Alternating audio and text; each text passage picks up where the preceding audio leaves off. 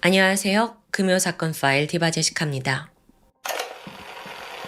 여러분 혹시 얼마 전에 토요 미스테리에 업로드된 이 전자레인지맘 킬러라는 영상을 보셨나요? 심신미약자는 좀 시청을 자제해달라는 제목을 붙였을 만큼 댓글에서도 더 이상 못 보겠다 하는 분들도 있었고 정말 이 전말이 상상조차 힘든 그런 사건이었는데요. 오늘 사건 또한 두 얼굴의 엄마를 다시 한번 상기시켜주는 국내 사건입니다. 일단 시작하기에 앞서서 아마 여러분도 이 영상을 끝까지 보시면서 많은 생각이 드실 텐데 편하게 댓글을 남겨주세요. 2017년 12월 31일 새벽 2시 30분 광주광역시 북구경찰서에 긴급한 신고가 걸려왔습니다. 신고자는 두암동에 있는 아파트 11층에 살던 22살의 여성 정씨였죠. 저 여기 불이 났어요. 빨리 오시면 안 될까요? 집안에 아기들이 있어요. 정씨는 연신 흐느껴 울고 있었습니다.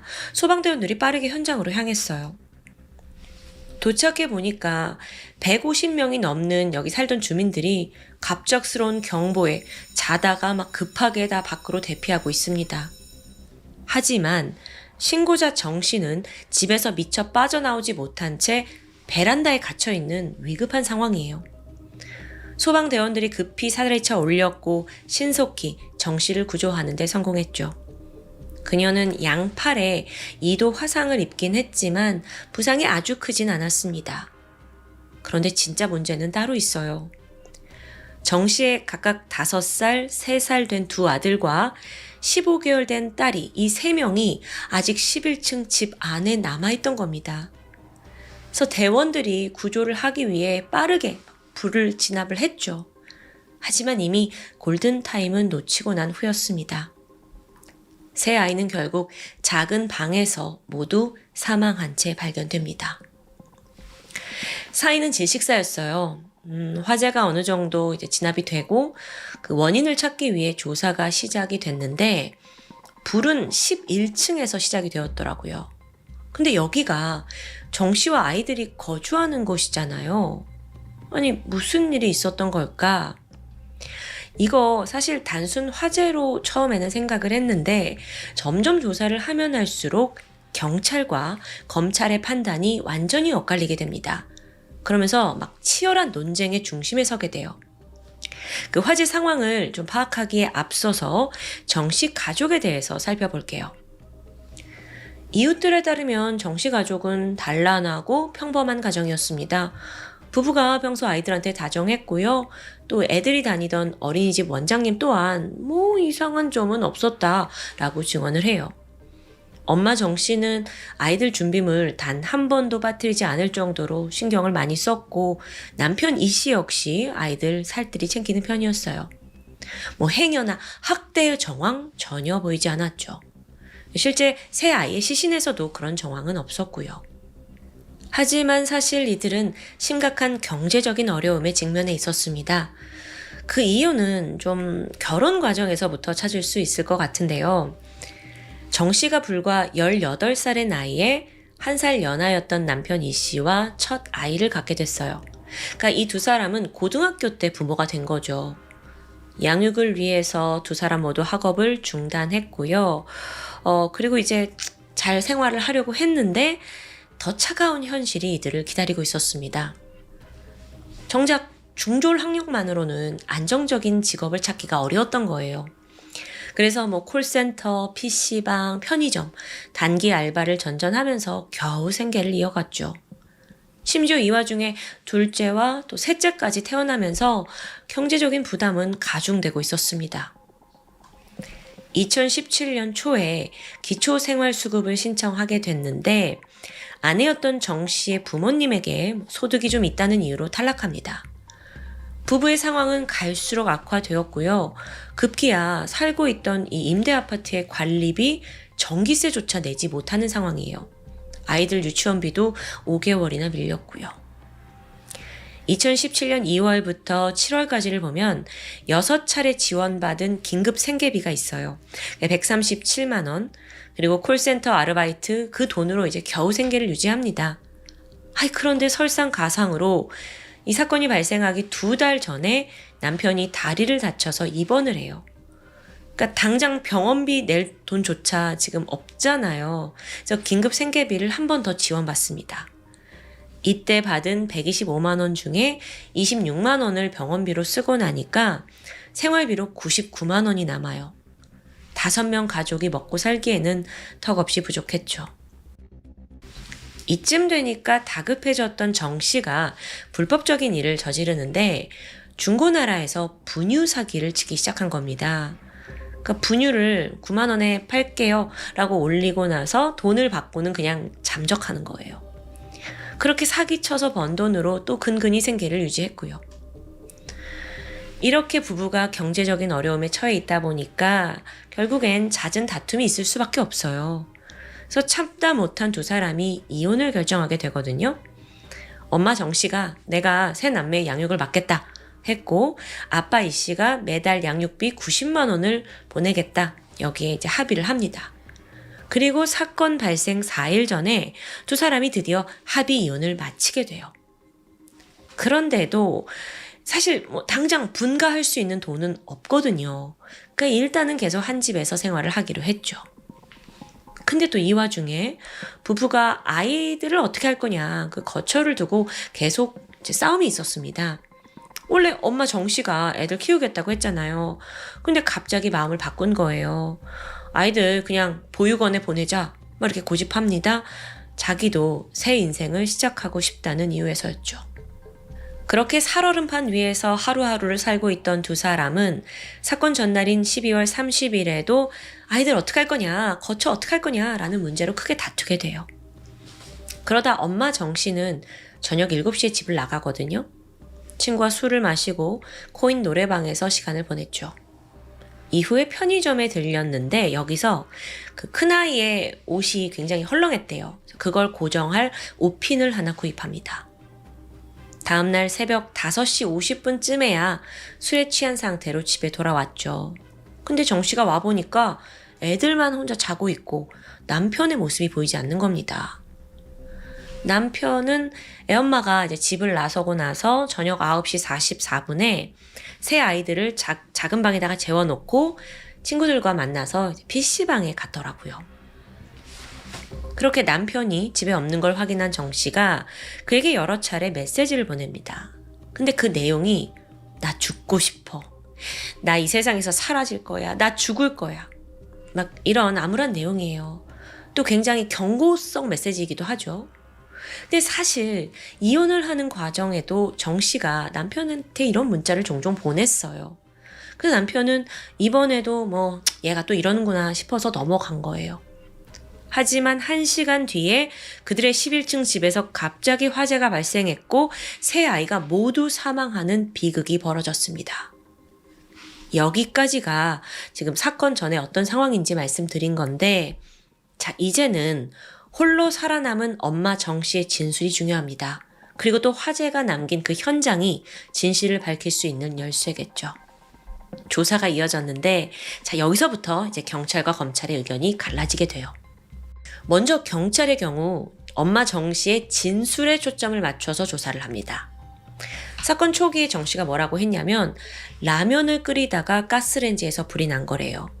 이 불길이 너무 거셌고 내가 아이들을 구하려 했지만 이 애들 안고 나오다가는 오히려 더 크게 다칠 것 같아서 그냥 신고하고 구조를 기다렸다는 주장입니다.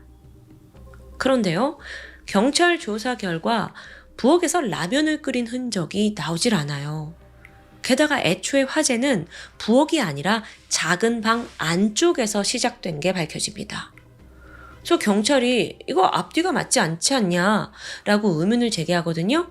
그러자 정 씨가 황급히 말을 바꿔요. 사실요, 제가 베란다에서 담배를 피우다가 너무 추워서 집 안으로 들어갔어요. 냉장고 옆에서 이불을 덮고 마저 담배를 폈는데요. 막내가 갑자기 깨서 울더라고요. 그래서 제가 그냥 평소에 하던 대로 그 담배를 이불에 비벼서 껐는데 그게 화재로 번질 줄 몰랐던 거예요. 이렇게 말을 합니다. 자, 여러분 상황이 좀 그려지시죠? 그러니까 정 씨가 그때 만취 상태로 집에 왔잖아요.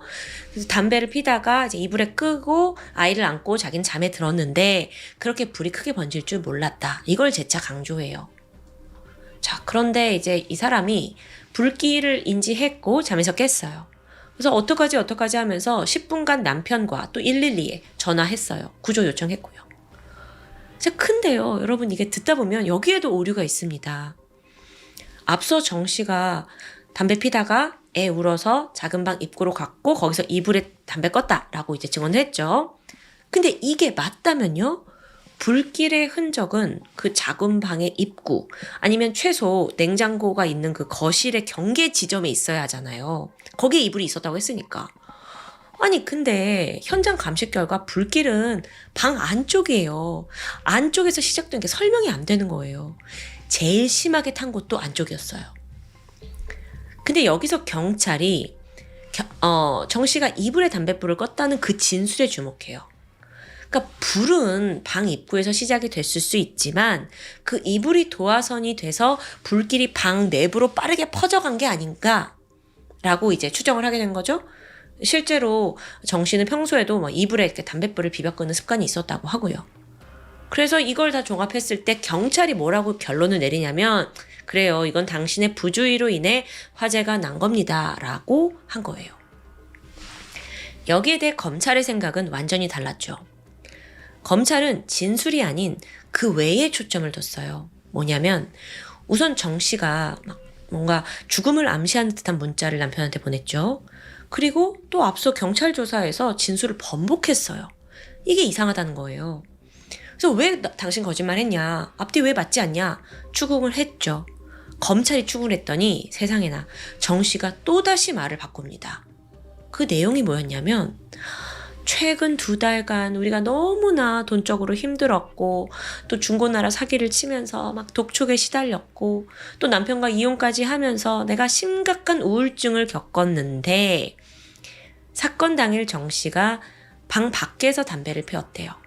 그러다가 막내 아이가 깨서 우니까 불이 붙은 담배를 그냥 이불 위에 올려둔 채 방 안에 들어갔다는 거예요. 그래서 아이들 옆에 누워서 핸드폰을 그냥 하고 있었는데 순간 불길이 치솟는 걸 알아차립니다. 근데 이때 정 씨가 불길을 보고 살아야지가 아니라 기왕 이렇게 된 거 그냥 얘들하고 다 같이 삶을 끝내는 것도 괜찮겠는데? 라고 생각이 들었대요. 그래서 이제 그러고 그냥 있었는데 조금 있다가 또 마음이 바뀌었대요. 이게 저도 설명을 하는 과정 중에 이게 말이 되나 싶긴 한데 또 마음을 바꾸고 안 되겠다. 아이들을 구해야겠다 생각을 했는데 이미 그때는 막 불길이 너무 걷잡을 수 없이 커진 거죠. 그래서 별 수 없이 자기 혼자 베란다로 몸을 피했다는 진술. 저도 여러분한테 설명을 하고 있긴 하지만 이게 가능한가 싶어요. 검찰 또한 그녀의 진술을 믿지 않았습니다. 또 정 씨의 핸드폰을 포렌식 해보니까 새로운 증거가 나와요. 참고로 경찰도 이 정 씨 핸드폰 포렌식 하려고 했어요. 그래서 이제 핸드폰 달라. 근데 정 씨가 비밀번호가 생각나지 않는데요. 이것도 말이 안 되잖아요. 근데 경찰이 알겠다 하고 그냥 패스하게 됩니다. 어쨌든 검찰이 포렌식을 한 결과 사고 당일 정 씨가 남편과 지인에게 화재를 암시하는 메시지를 보낸 게 나와요. 이뿐만 아니라 더 충격적인 내용도 있었는데 불이 나고 구조대가 이제 도착하기까지 시간이 좀 있잖아요. 그때 정 씨가 베란다에서 막 이렇게 핸드폰을 하면서 시간을 보낸 거예요. 그동안 지금 방 안에 있는 그 애들은 다 연계 질식해 죽어가고 있는데도요. 아니 응당 모성애가 있는 엄마라면 어떻게든 아이를 구하려고 하지 않았을까요? 이게 좀 소름 돋는 행동이었죠. 이어 검찰은 화재 정밀 검사를 의뢰합니다. 그리고 국과수는 화재의 원인으로 지목된 이불에 주목하게 돼요. 네, 이 이불이 극세사 합성 섬유 재질이었어요. 이게 섬유 특성상 담뱃불 정도의 약한 열원으로는 불이 붙지 않는다라는 결론이 나온 거예요. 아니, 뭐야 이거. 그러니까 방 입구에서 담뱃불로 화재가 났다라는 정 씨의 주장. 그리고 극세사 이불이 이제 막 불이 붙어가지고 방 안까지 이렇게 들어간 거다라는 경찰의 추정이 모두 다 맞지 않게 된 거죠. 또한 경찰 조사에서는요, 화재 현장에 인화물질 없었던 것 같은데? 라고 판단을 해요. 근데 이것도 뒤집어집니다. 검찰은 현장 곳곳에 라이터가 있었던 걸 지적한 거예요. 라이터, 인화물질인 동시에 불을 낼 수 있는 수단이잖아요.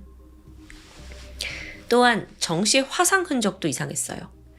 사건 당시 정 씨는 스타킹을 신고 있었습니다. 방 안에서 아이들을 구하려고 했다라고 말은 하긴 했지만 정작 스타킹에는 불에 그을린 흔적이 없는 거예요. 게다가 그녀의 얼굴에 복사열로 인한 화상도 없었고요. 즉 이걸 해석하면 정말 소름 돋는데 정 씨는 애초부터 불길 가까이 간 적이 없는 건 아닐까라는 결론에 도달합니다. 검찰의 추정을 정리하면 정 씨가 그 애들이 자고 있는 작은 방 안쪽에서 라이터를 이용해서 아이들이 덮고 있는 이불에 일부러 불을 붙였고 자기는 곧장 베란다로 피신했다가 됩니다. 그런데 이 극세사 이불이 담뱃불에는 잘 타지 않을 수 있어요. 그런데 이렇게 일부러 불을 붙인 상황, 그러면 이제 걷잡을 수 없이 이제 불이 타오를 수 있죠. 심지어 합성 섬유라서 유독가스까지 배출됩니다. 게다가 이불이 녹아내리면서 이게 이제 몸을 감싸잖아요.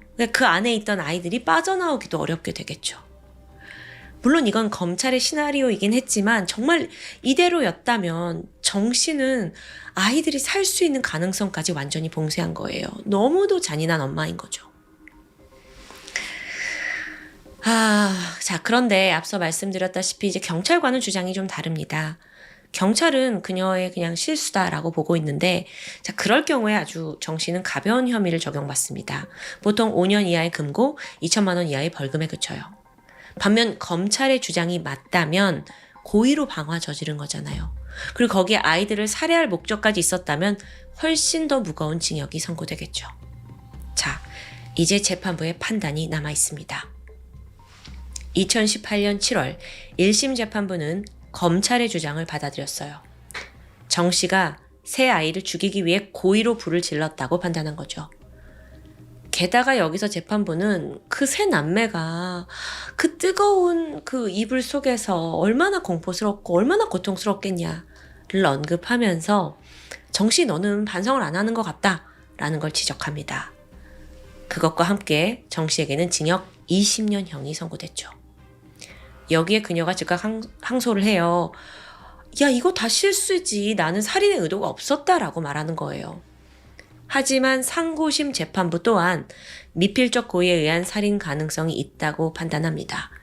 다만 정 씨의 어린 나이와 경제적인 어려움, 또 남편이 선처를 탄원한 점을 참작해서 최종적으로 이 사건 대법원까지 갔는데요. 징역 20년이 확정되죠. 재판부 모두 고의로 방화를 저질렀다는데 동의한 겁니다. 사실 이런 일화가 있어요. 정 씨가 재판을 이제 받을 당시에 무료로 번호를 해주겠다라는 제안이 있었는데 이걸 거부했다고 해요.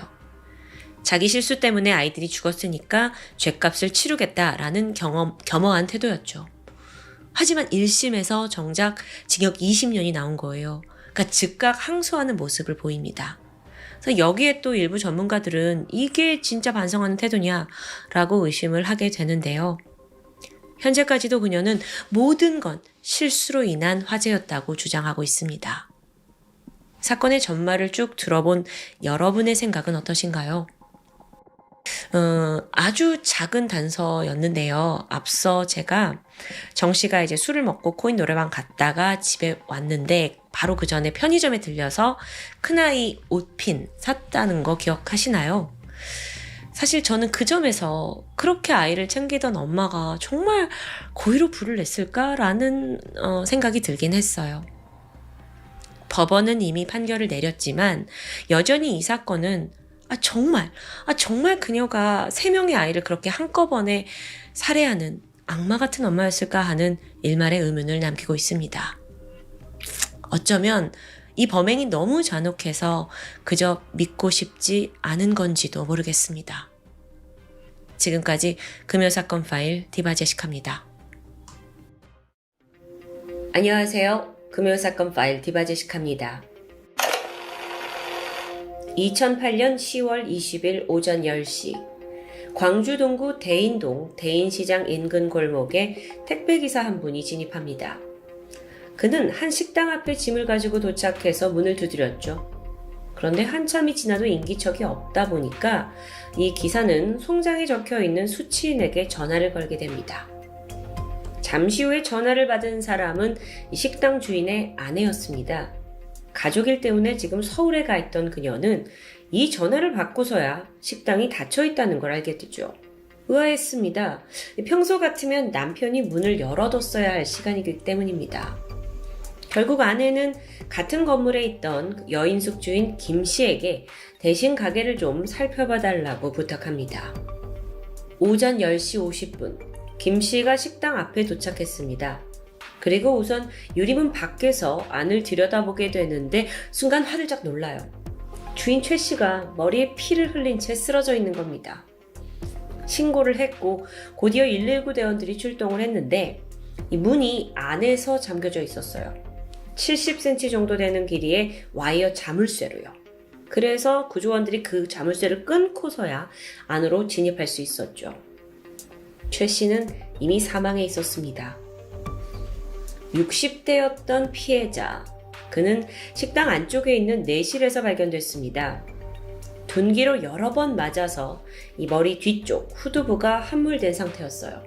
바닥은 피로 가득했죠. 식당 벽면까지 이 혈흔이 튀어 있을 정도로 경찰들은 너무도 끔찍한 현장이라고 손을 내저었습니다. 그런데요, 막상 실내에서 범인의 것으로 보이는 지문 또는 한 올의 머리카락도 발견되지 않습니다. 그나마 경찰이 찾아낸 건 피가 묻어있던 족적 하나뿐이었죠.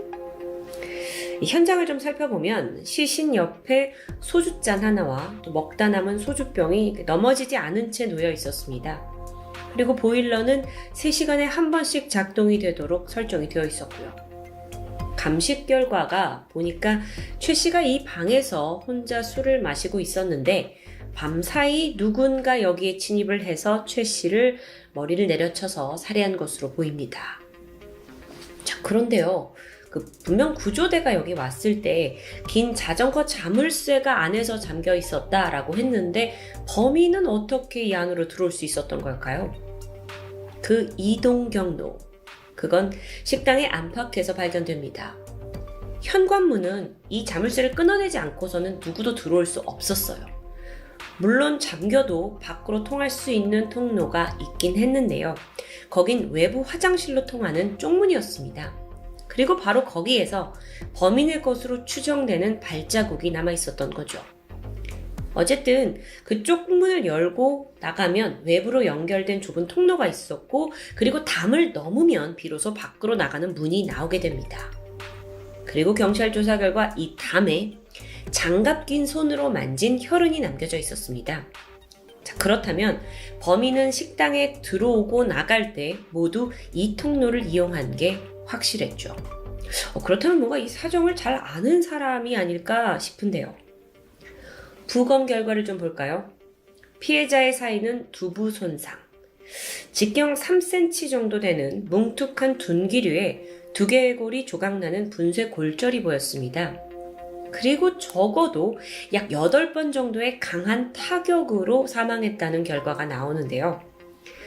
심지어 최 씨 손에는 공격을 받은 후에 머리를 이렇게 감싸쥐면서 생기게 된 방어훈도 있었습니다.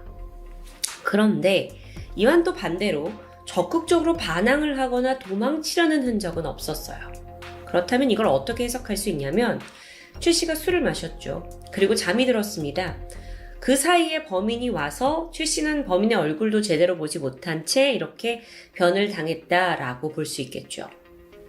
그럼 그 흉기는 뭐였을까요? 그게 의외의 곳에서 발견됩니다.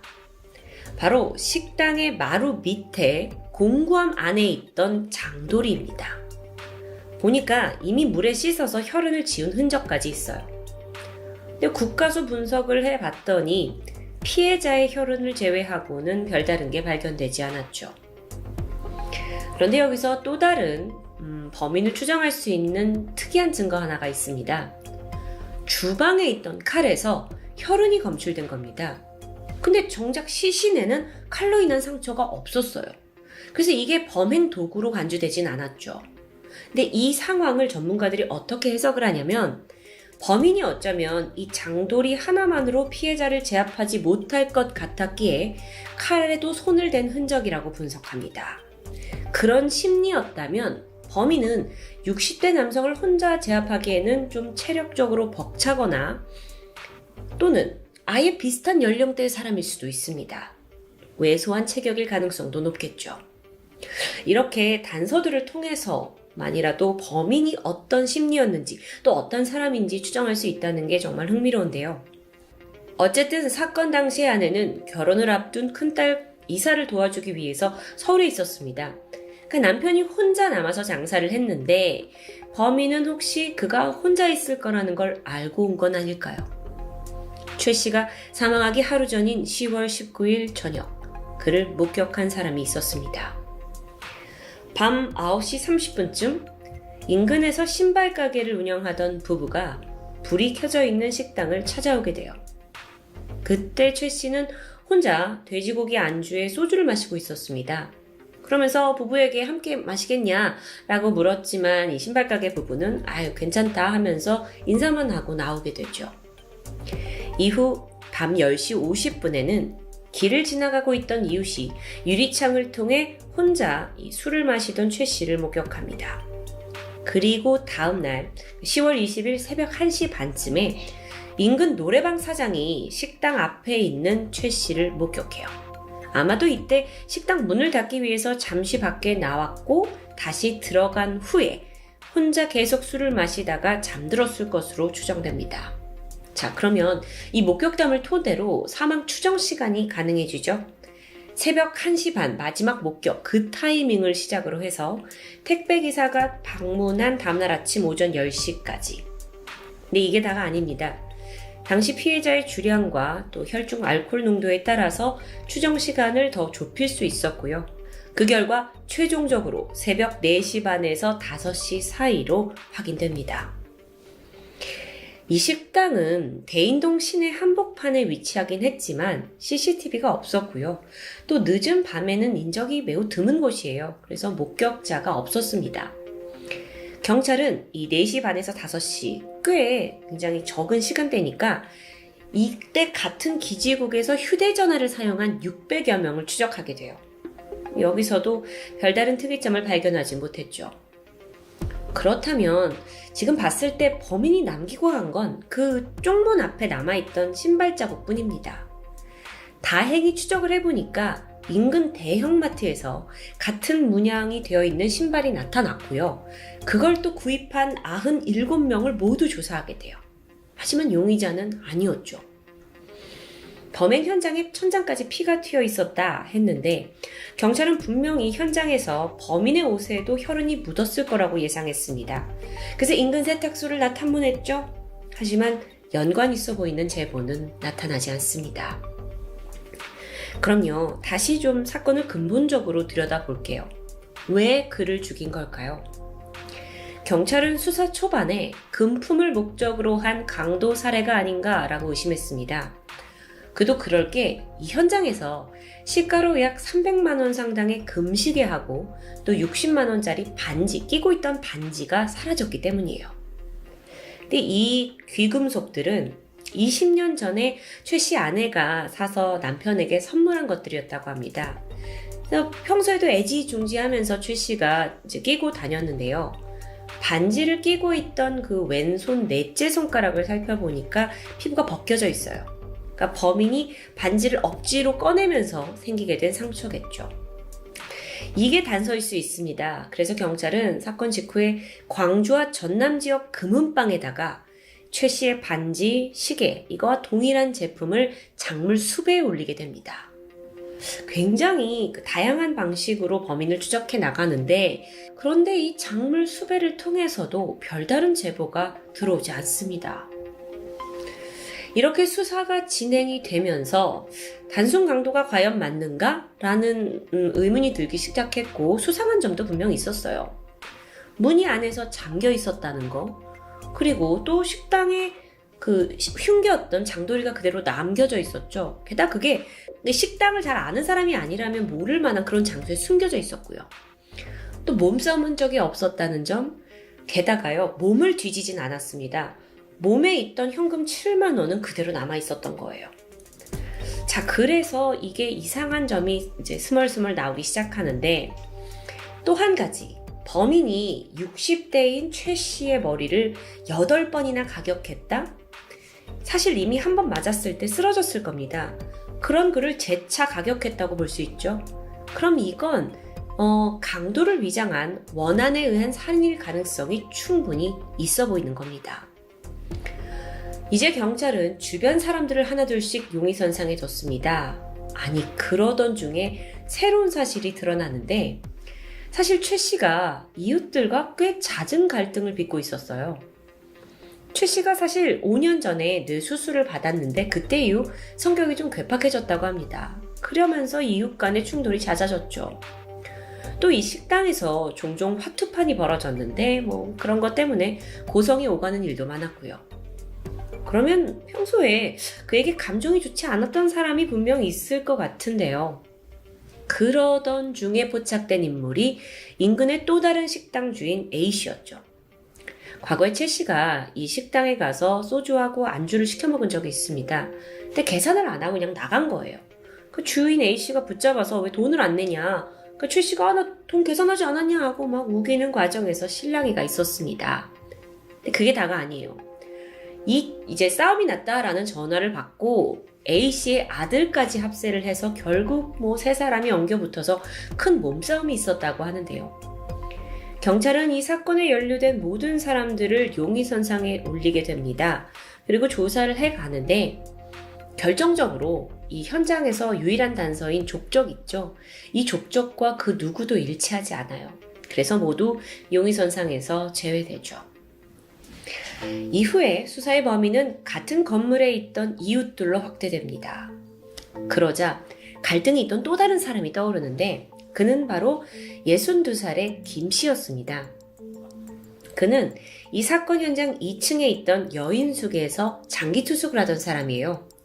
김 씨가 하루 8,000원을 내면서 약 6년째 여기에 머물고 있었죠. 경찰이 그를 주목한 데는 분명한 이유가 있었는데 이 김 씨가 사건 다음 날부터 돌연 종적을 감췄기 때문이에요. 도망가는 사람이 가장 수상하죠. 최 씨와 김 씨, 두 사람 사이에 어떤 일이 있었나 보니까 최 씨가 평소에 좀 눈이 잘 안 보여서 인상을 찌푸리면서 사람을 보는 일이 많았다고 합니다. 근데 이걸 몰랐던 김 씨가 왜 이렇게 기분 나쁘게 사람을 쳐다보냐? 라는 이유로 최 씨와 말다툼을 하게 된 거죠. 그리고 나서 최 씨가 이제 죽었다라고 막 경찰이 몰려들게 되자 그 김 씨가 나는 원래 본업인 치약을 좀 팔러 가야겠다 하고 떠났고 이후에 자취를 감춘 겁니다. 또 주변인들 증언에 따르면 김 씨가 평소에 잘 신고 다니던 그 검은 구두가 현장에서 발견된 족적 밑창과 매우 흡사하다고도 하는데요. 경찰은 즉각 김 씨를 추적하기 시작했습니다. 그런데 알면 알수록 이 사람이 참 미스테리예요. 듣기로는 경기도에 있는 한 공장에서 물건을 뗐고 그리고 광주 전남 지역에 있는 유흥업소 종사자들에게 치약과 양말을 팔면서 생계를 유지했다고 합니다. 근데 이상하게 이 사람의 이름을 아는 사람이 아무도 없다는 거예요. 물건을 팔 때는 이 자기가 지금 머물고 있는 그 여인숙의 업주 이름을 사용했고요. 공장에서 치약을 떼오잖아요. 이때도 가명을 사용했고요. 게다가 카드나 ATM기는 사용하지 않고 오직 무통장 입금만 이용했던 겁니다. 택배를 받는 그 수취인의 이름조차 가명이었어요. 치약장수 김씨, 그는 6년 동안 한 장소에 머물렀지만 연락처와 지문, 신원에 대해서 전혀 남기지 않은 아주 미스테리한 인물이었습니다. 경찰은요, 그나마 인근 은행에 가서 CCTV를 통해 김씨의 사진을 확보합니다. 바로 이 모습이에요. 백발에 170cm 정도 되는 건장한 체격이었죠. 근데 단서가 여기서 뚝 끊기고 맙니다. 결국 경찰은 사건 발생 2개월 후인 2008년 12월에 그가 범인일 가능성이 매우 높다 라고 생각했고 그에게 살인 혐의를 내서 공개 수배를 하게 됩니다. 전단지가 전국에 배포됐죠. 하지만 또 제보가 없습니다. 근데 사실 이름도 모르고 자신의 신원을 그렇게까지 감추고 싶어 하는 사람인데 제보도 결코 쉽지 않을 것 같죠. 그런데 그때로부터 4년이 지난 2012년 광주지방경찰청 미제사건팀이 이 사건을 재수사하게 되면서 수사가 급물살을 타게 됩니다. 미제팀이 묘책을 하나 떠올렸는데 바로 김 씨가 과거에 사용했던 그 무통장 입금 전표에 그의 지문이 남아있지 않겠냐라는 희망이었습니다. 그래서 은행 지점 23곳을 다 방문했고요. 김 씨가 쓴 것으로 추정되는 전표 100장 정도를 수거하는 데 성공해요. 대단하죠. 그래서 이 종이들을 다 국과수 분석을 맡겼습니다. 근데 결과가 감식 불가. 또 벽에 막히는 것 같은데요. 하지만 미제팀은 포기하지 않았습니다. 미제팀이 수소문을 한 끝에 한 대학에 있는 종이 지문 감식 전문가를 찾게 됩니다. 그리고 더 정밀한 시스템을 통해서 이 무통장 입금 전표의 감식을 의뢰하게 되는데 그 결과 아주 희미하긴 하지만 확실한 지문 하나를 특정하는데 성공합니다. 그렇게 해서 밝혀낸 신원은 바로 김아무개 씨예요. 왜 아무개 씨라고 할 수밖에 없었냐? 이 사람이 주민등록이 말소된 겁니다. 그리고 지난 수년간 신용카드나 휴대전화 같은 사용 내역이 전혀 없어요. 그렇다면 이 사람이 살았는지 죽었는지조차 확인이 어렵다는 뜻이겠죠. 일단 미제팀은요, 과거에 그 전단지 뿌렸잖아요. 여기에다가 더 구체적인 정보를 담아서 다시 전국에 공개 수배를 진행합니다. 이번엔 좀 희망이 있을까? 그렇게 재수사가 시작이 되고 3년이 지난 2015년 10월 한 통의 제보가 도착합니다. 광주에 있는 한 농협 앞에서 과일 파는 노점상 주인하고 비슷하게 생긴 것 같은데요? 라는 신고였어요. 경찰은 뭔가 예감이 좋았죠. 그래서 즉시 출동을 했고 노점상에서 과일을 팔던 남성 김 씨를 검거합니다. 우선 신원을 확인해야겠죠? 주민번호가 어떻게 됩니까? 라는 경찰 질문에 술술 번호를 말하는데요. 금세 거짓말이 들통납니다. 그건 그의 형 주민등록번호였던 거예요. 자, 그러면 이제 이 김 씨가 진짜 범인인지를 밝혀내야 하는데 김 씨는 범행 일체를 전면 부인합니다. 그러면서 최 씨, 식당 주인 최 씨가 죽은 이후에 자신이 왜 도주할 수밖에 없었는지를 설명하기 시작했어요. 그는 과거 IMF 때 부도를 맞게 되면서 회사 돈 2억 원 정도를 횡령한 혐의를 받고 있었습니다. 몇 년간 빚을 갚지 않고 숨어 지내고 있었어요. 근데 아랫집에서 최 씨 살인사건이 벌어지고 막 주변에 경찰들이 들락날락 거리니까 이제 내 정체가 발각될 수도 있겠다라는 두려움에 도망쳤다는 이야기였죠. 지금까지 계속 가명을 쓰고 신분을 감춘 이유도 모두 같은 맥락이었는데요. 이게 진실일까요? 김 씨가 우선 수배된 상태라는 말은 맞았습니다. 근데 이게 2억 원대 횡령 사기 혐의는 아니었고요. 향군법, 그러니까 향토예비군 설치법 위반으로 20만 원 정도 벌금만 내면 되는 상황이에요. 완전히 이 법의 무게가 완전 다른데요. 이렇게 진실 여부를 가리기가 힘든 상황이 되니까 결국 거짓말 탐지기가 동원됐죠. 그 결과는 진실이에요. 이후에 프로파일러 수사가 동원이 됩니다. 근데 여기에서도 김 씨가 최 씨, 그러니까 식당 주인 최 씨를 죽일 만한 동기나 뚜렷한 증거가 없다로 나옵니다. 그러니까 이게 다 잡은 것 같았죠. 하지만 아니었다는 이 허탈함. 경찰은 마지막 남아있던 그 유일한 단서, 족적에 큰 기대를 걸었습니다. 하지만 여기서도 확실한 걸림돌이 있었어요. 현장에 남겨진 족적을 토대로 범인 발 사이즈가 얼마냐라고 추정을 해보면 240에서 255. 그런데 정작 김 씨의 발은 그거보다 훨씬 큰 275였던 겁니다. 결국에 살인사건에 대한 연관성을 찾는 데는 실패했죠. 향군법 위법에 대한 공소시효도 지나서 검거 하루 만에 김 씨는 경찰로부터 풀려나게 됩니다. 그래도 이 끈질긴 미제 사건의 재수사를 통해서 대략적인 용의자의 체격을 좀 더 구체화할 수는 있었습니다. 키는 약 171.5cm, 몸무게는 70에서 74. 더불어서 범인은 이 식당 내부 사정을 잘 알고 있는 인근에 거주하는 면식범일 확률이 아주 높습니다. 처음부터 외부 화장실로 이어지는 문을 통해서 들어갔다는 점, 그리고 또 마루 밑에 공고함에 장도리가 있는 걸 알았다는 점, 이게 확실하죠. 최 씨의 아내가 서울에 갔다는 정보까지 미리 알고 있었습니다. 어쩌면 그래서 이 범인은 의외로 최 씨 부부와 아주 가깝게 지낸 인물일 수도 있습니다. 또한 범행을 저질렀을 때 장갑을 끼고 있었고 또 현장에 발자국 외에 아무런 증거를 남기지 않았다라는 것으로 봐서 아주 철저하게 계획을 한 후에 최 씨와 또 금품을 노리고 살해를 한 것이 추정됩니다.